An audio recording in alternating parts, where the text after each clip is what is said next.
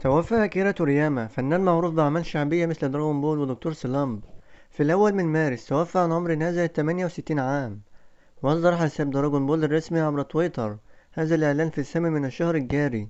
ينص المنشور على: إلى جميع المعجبين والأطراف ذات الصلة، أود أن أقوم بإعلان مفاجئ.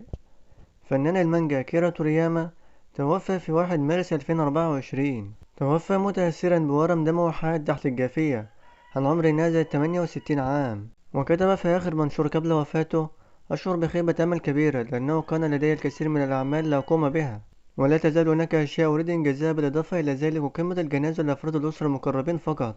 نظرا لرغبة الشخص الذي يتمنى السلام والهدوء سنرفض التعازي والمواساة والقرابين والظهور وما إلى ذلك. وأضاف: أطلب منكم الامتناع عن مقابلة العائلة. وبكده نكون وصلنا لنهاية الفيديو. متنساش تشترك في القناة وتفعل زر الجرس وتعمل لايك للفيديو ليصلك كل جديد. والسلام عليكم ورحمة الله وبركاته.